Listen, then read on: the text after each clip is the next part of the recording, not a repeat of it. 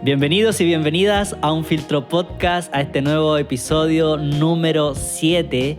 Y les doy la bienvenida a todos los que están escuchando a través de Spotify, a aquellos que están viendo a través del canal de YouTube. Les agradezco también que hayan podido compartir estos episodios, algunos comentarios que me están llegando. Todos muy agradecidos y toda sugerencia también es muy bien recibida. Y la verdad es que he querido, al menos en este episodio, ir profundizando acerca del discipulado, pero hablando un poco más del fundamento, de cómo trata a Cristo con nosotros y cómo debe ser nuestra respuesta hacia Él. Y específicamente en cuanto al amor. Porque si te fijas, los primeros episodios hablé mucho de un poco el objetivo hacia dónde tenemos que llegar. Y pensaba en esto porque hace 2 años atrás, y sé que no se me nota, pero tuve un entrenador personal en un gimnasio y siempre me acuerdo que las primeras veces que nos juntamos me dijo: aquí tienes que llegar, a esto tenemos que lograr. Estas repeticiones, cuando había que estar en la trotadora, estos son los kilómetros que tenemos que alcanzar, aquí tenemos que llegar. Pero una cosa es cuando te dicen el objetivo y otra cosa es cuando vas paso a paso, ¿cierto? Y un poco es lo mismo esto, porque los primeros episodios han sido: tenemos que llegar a esto. Tenemos que llegar a ser discípulos, pero también discipuladores. Tenemos que llegar a vivir nuestro estilo de vida con Cristo dejándolo todo. Y un poco esa exigencia, ¿cierto? Esa sana exigencia que podemos tomar de esto. Y de hecho, en el último episodio, específicamente en el libro de Hebreos capítulo 5, versículo 14, hice mención acerca de la madurez y lo que significaba el alimento sólido. Y quiero volver a leer el versículo 14 porque dice así: pero el alimento sólido es para los que han alcanzado madurez, para los que por el uso tienen los sentidos ejercitados en el discernimiento del bien y del mal. Y aquí está el detalle de los sentidos ejercitados. No sé si sabías esto, pero puedes ejercitar tus sentidos.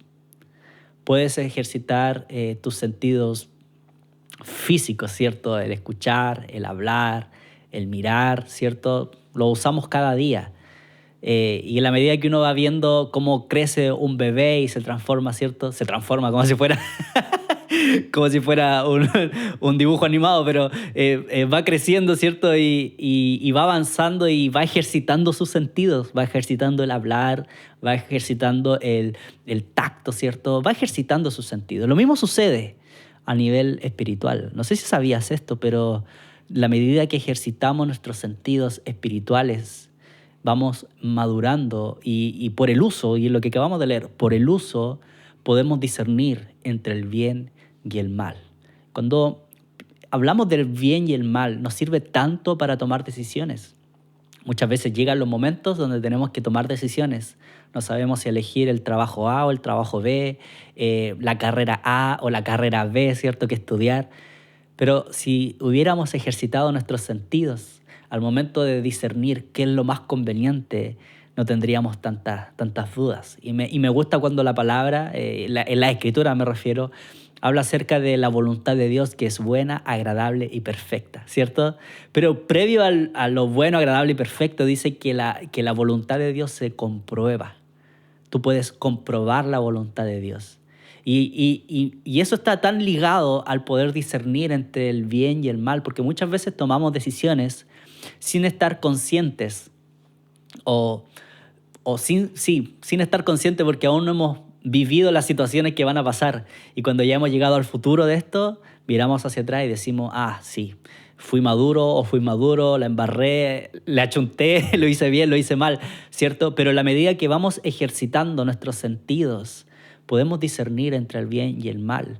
Y quisiera, y me encantaría en realidad, poder decirte cuáles son esos sentidos espirituales. Pero la verdad es que en el origen, en el griego y buscando, las escrituras no te dicen específicamente cuáles son los sentidos que has o que debemos ejercitar. Y eso es bueno, no es malo, porque debemos entender que nuestra vida espiritual con Dios no siempre es 2 más 2 es 4, sino que muchas veces sembramos y no cosechamos lo que sembramos. Y la Biblia es un poco difícil de comprender por esto, porque la Biblia nos enseña y nos anima, ¿cierto?, a sembrar el bien para cosechar el bien. Si sembraste mal, bueno, te va a ir mal también, pero hay muchas veces que nos va a pasar que hemos sembrado bien y nos ha ido mal. Entonces, el hecho de que no nos aclare de qué significa específicamente estos sentidos ejercitados, cuáles son los sentidos que debemos ejercitar, nos anima a seguir buscando y seguir ejercitando nuestra vida espiritual, seguir avanzando en todos los aspectos de la vida espiritual. Entonces podemos hablar de fe, podemos hablar de amor, podemos hablar de generosidad, podemos hablar del fruto del Espíritu, ¿cierto? De ser llenos del Espíritu y eso que produce fruto en nuestra vida, paz, paciencia, sentidos que necesitamos ejercitar. Y dentro de esta misma idea, donde les decía al inicio, quizás estos primeros capítulos hablamos de hacia dónde tenemos que llegar, hacia dónde tenemos que apuntar en esto. Pero, ¿cuál es el fundamento de la exigencia que yo les decía al principio? ¿Cuál es el fundamento del esfuerzo que vamos a hacer? ¿Cuál es el fundamento de dejarlo todo por el Señor? ¿Cuál es el fundamento de leer tanto la Biblia? ¿Cuál es el fundamento de orar tanto, de buscar tanto? El fundamento del que te quiero hablar, que es el principal de todo esto, es cuando leemos que Dios es amor. Dios es amor. Ese es el fundamento de todo. Ahí es donde se basa todo, realmente todo. Si no hay amor, esto no funciona. Y cuando hablamos de que Dios es amor, me encanta porque es una frase tan corta, pero tan profunda, de que podemos llegar a tener la equivocación de decir que Dios tiene amor, pero no sería correcto, sino que Dios es amor. Dios es el amor mismo. Dios es amor. Entonces, cuando veo la vida de los discípulos caminando con Cristo, muchas veces vemos a Jesús exigiendo.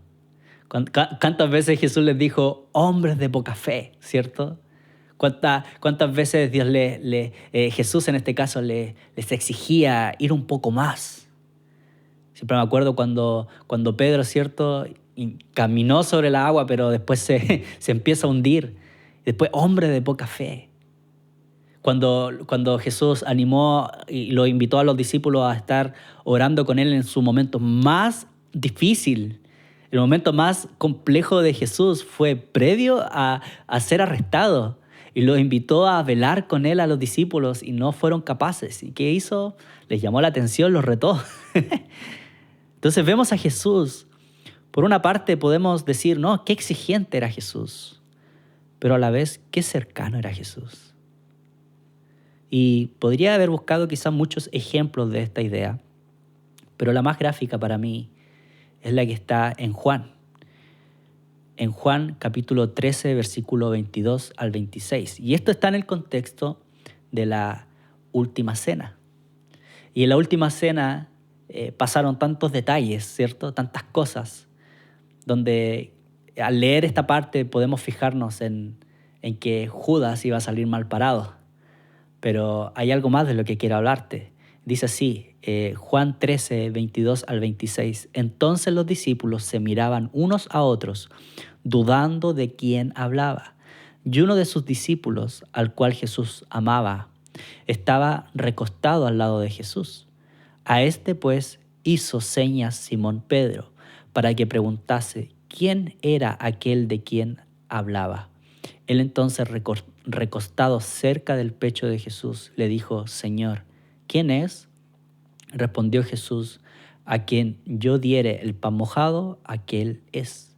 Y mojando el pan lo dio a Judas Iscariote, hijo de Simón. Entonces, vemos en este extracto y conocemos que ya sabíamos desde antes que Judas era el traicionero. Sin embargo, nombra 2 veces y menciona 2 veces. El mismo Juan se menciona a sí mismo como el discípulo al que Jesús amaba. Pero no solamente eso, sino que fue el discípulo que se recostó sobre el hombro de Jesús. Y fíjate en esto porque Pedro, en este caso, le estaba haciendo señas a Juan para que le preguntara él a Jesús, Jesús, ¿de quién estás hablando? ¿De quién estás hablando? Y yo me imagino a Pedro diciéndole, como, pregúntale, ¿cierto? Haciéndole señas de alguna manera. Pregúntale al maestro. Es como si Juan hubiera tenido un acceso especial a Jesús. Y si te soy sincero, yo me identifico de los discípulos, yo me identifico más con Pedro.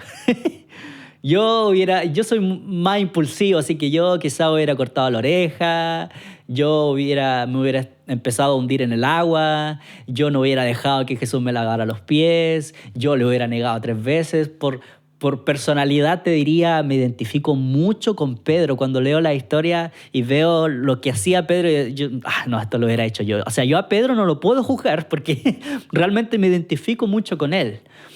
Pero a quien le tengo sana envidia es a Juan, porque quisiera ser como él. Quisiera tener esa confianza.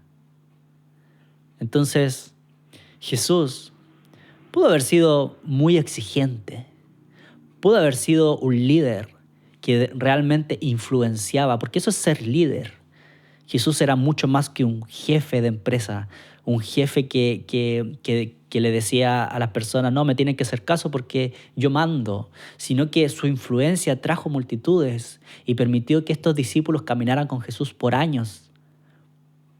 Sin embargo, no solamente fue exigente, sino que fue tan amoroso al punto de permitir que Juan se recostara en su hombro.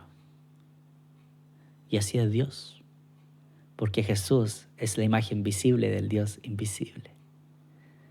Tú puedes quedarte con una mirada de Dios que es la del Dios exigente. Tú puedes ser incluso el tipo de predicador que muestra a ese Dios, a esa faceta de Dios. Y puedes solamente enfocarte en eso. Dios demanda esto, Dios espera esto, Dios te exige esto, Dios te obliga a esto, este es el mandato de Dios. Pero Dios es tan completo que mismo Juan, en su primer capítulo, cuando menciona a Jesús, nos habla de que Jesús vino a la tierra, dice que vimos su gloria lleno de gracia y verdad. Y este concepto me gustaría hablar también, porque gracia y verdad no se oponen. Muchas veces queremos separar esta idea y decir, no, Jesús era pura gracia. No, Jesús, poco menos que Jesús dejaba hacer a la gente lo que quisiera y tomara las decisiones que quisiera. No, pura gracia, amor y paz, ¿cierto? Y hay una línea un poco doctrinal, ¿cierto? Que quiere mostrar a Jesús solamente un Dios de gracia. Y por otra parte, vemos personas que también quieren mostrar solamente a Jesús el de la verdad. El que exige, el que te dice las cosas tal y como son. El que poco menos que no se va a sentar a hablar con personas que piensan diferente a él, no, porque él, la verdad. Pero Jesús, lleno de gracia y de verdad, nos muestra que gracia y verdad no se oponen, sino que gracia y verdad se complementan y gracia y verdad se necesitan. Tú, para poder decir algo con gracia y misericordia, para que sea verdadero, para que sea profundo, para que ayude a alguien, necesitas verdad. Entonces yo le voy a dar un consejo a alguien y lo voy a intentar animar porque metió la pata. Le voy a dar palabras de amor, palabras de misericordia, palabras de ánimo. Pero si solamente digo eso y no le estoy ayudando a tomar decisiones que le permitan mejorar con verdad, entonces no es completo. Ahora lo mismo pasa al revés. Esta misma persona metió la pata, se equivocó y yo voy directamente, oye, es que tú hiciste esto, te equivocaste, no tienes vuelta atrás. Y sin gracia, ¿cuál es la ayuda ahí? ¿Hacia dónde? ¿Cuándo va a encontrar perdón? ¿Dónde va a encontrar amor? ¿Dónde va a encontrar misericordia? Entonces me encanta porque Juan habla de Jesús lleno de gracia y verdad. Y él mismo, y me encanta esto porque dice, él mismo fue quien se atrevió a recostarse en el hombro de Jesús. Y yo digo se atrevió, pero en realidad yo no podría descartar que más de alguna vez ya lo haya hecho antes, que haya puesto su cabeza en el hombro de Jesús. Aún en el momento de mayor incertidumbre, que era la última cena, donde Jesús ya le había dicho que iba a ser arrestado, ya le había dicho que se iba a ir, ya le había dado las noticias. Sin embargo, para Juan no era tiempo de estar en duda, no era tiempo de estar arrancando, no era tiempo de ponerse tenso, no. Fue tiempo para recostarse en el hombro de Jesús. Y es una buena manera de vivir esto.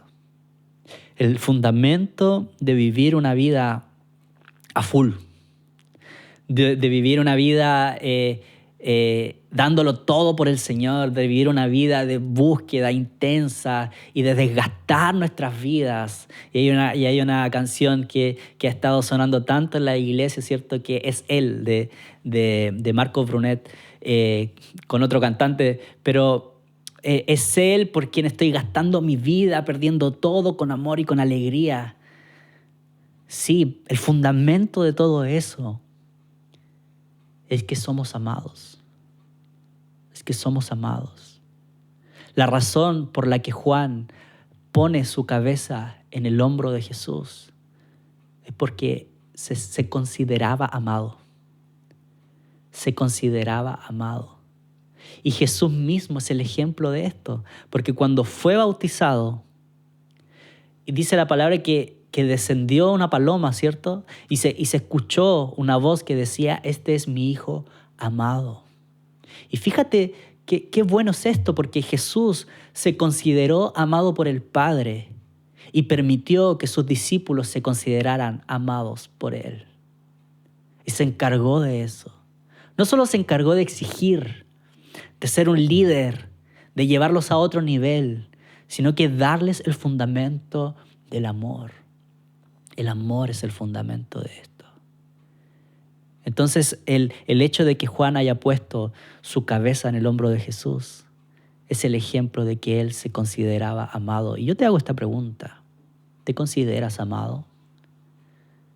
¿Te consideras amada por Dios? ¿Te ama Dios? ¿O solo sabes, sí, Dios me ama? Todos nos han dicho, Dios me ama, Dios te ama. ¿Pero te consideras amado?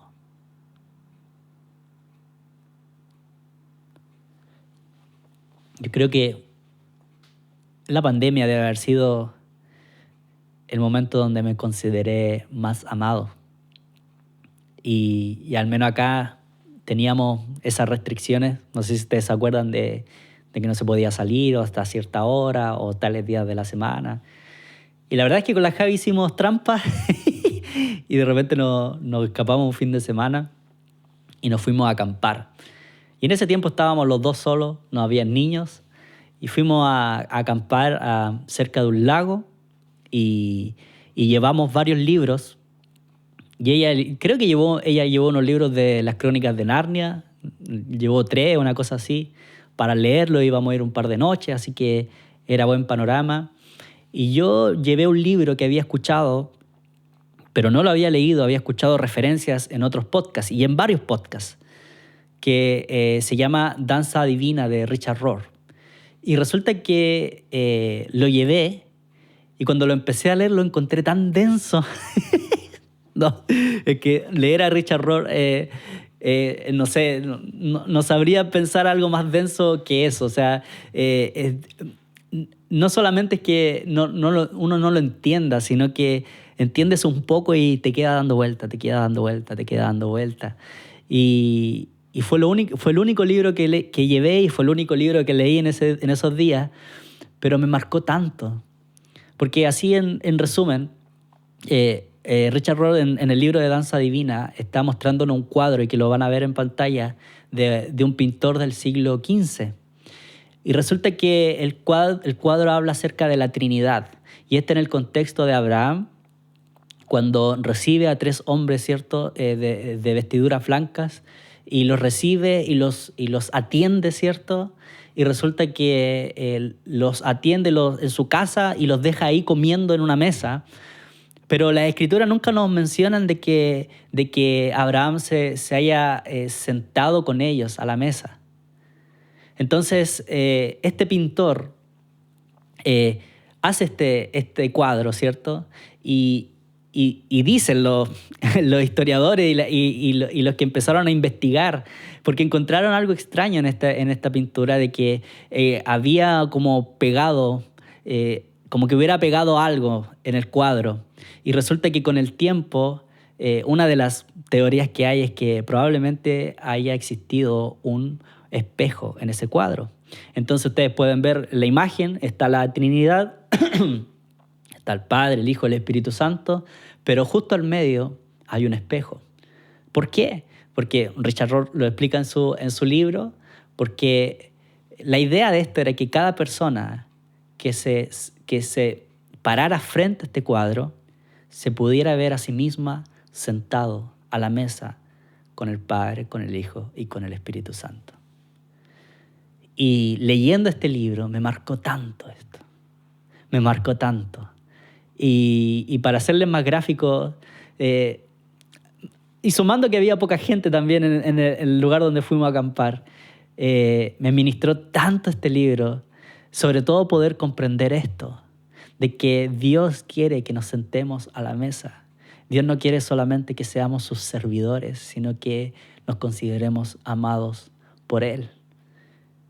Y recuerdo haberme ido a nadar y haber pensado en esto y dar gracias a Dios y haberme sentido y haberme considerado tan amado por Dios, de que me puedo sentar a la mesa, de que no somos rechazados, de que Dios no es un Dios lejano. Dios no está alejado de ti, sino que Él está cerca y te invita a sentarte a la mesa. Porque siempre la actitud más fácil nuestra como seres humanos, y que pareciera que la tenemos inculcada por los años de existencia de la humanidad, es acerca de los dioses, ¿cierto? Ustedes más de alguna película han visto de esto, los dioses. Cuando llueve, los dioses están enojados. O cuando las cosas van mal, no, es que los dioses están enojados, ¿cierto? Esta idea de tengo que dar sacrificios para aplacar el enojo del Dios que está enojado. Pero Jesús en la tierra nos vino a mostrar la verdadera esencia de Dios, que Dios es amor y que nos podemos sentar a la mesa con Él. Dios no quiere mirarnos parados al lado de la mesa. Dios no quiere mirarnos parados sirviéndole, dando sacrificios a Él, sin sentarnos con Él a conversar y a comer. Y esto representa tanto a Juan poniendo su cabeza en el hombro de Jesús. Porque todos, de cierta manera, ponemos nuestra confianza en algo. Todos ponemos nuestra cabeza en algún hombro. Porque todos descansamos en algo. Y quiero parafrasear esto porque lo escuché el otro día. Decía que todos tenemos, que de cierta manera todos necesitamos a Dios. Todos necesitamos a Dios, y que si tú no crees en ese Dios, en nuestro Dios, lo vas a reemplazar y vas a poner otro Dios. Y lo mismo esto. Todos ponemos nuestra cabeza en algún hombro, en nuestro trabajo, en nuestras amistades y damos más confianza a eso que a Dios mismo. Y no nos consideramos amados. Simplemente nos consideramos servidores de Él. Simplemente nos consideramos personas que tenemos que preparar y dejar todo impecable en nuestra iglesia y ser muy productivos y dar el nivel que se quiere dar el nivel que se exige, lo cual no está mal, lo cual está tan bien, dar un servicio de excelencia. Pero la pregunta que te hago el día de hoy es si te consideras amado, te consideras amada. ¿Te has sentado en la mesa a estar con Dios? ¿Te has sentado en la mesa a poner tu cabeza en el hombro de Jesús? Y esa es la invitación que te quería hacer el día de hoy. A que toda esta exigencia de ser discípulos, de ir por más, de dar nuestras vidas, tiene un fundamento, que es el amor de Dios, del considerarte amado por Él. No se trata de cuánto eres capaz de amar a Dios, siempre se trató de cuánto Él fue capaz de amarte a ti, que entregó su vida por ti, que dejó su vida por ti, se dejó golpear por ti, se dejó avergonzar por ti. Todo por nosotros. ¿Para qué? Para que fuésemos amados, para que pudiéramos sentarnos a la mesa y poder disfrutar de su presencia. Porque Él es tan bueno que no simplemente nos da milagros, nos da cosas que necesitamos, provisiones que necesitamos, sino lo más valioso que Dios nos puede dar es su presencia, el estar con nosotros. Él quiere estar contigo, Él quiere estar conmigo y nos quiere dar acceso a Él para que nuestra cabeza pueda apoyarse en su hombro. Así que si has tenido un tiempo difícil, no sigas poniendo la cabeza en las cosas de la vida, en la cotidianidad, sino que ve directamente a descansar en el hombro de Jesús. Te envío un fuerte abrazo y nos vemos en el próximo episodio. Chao, chao.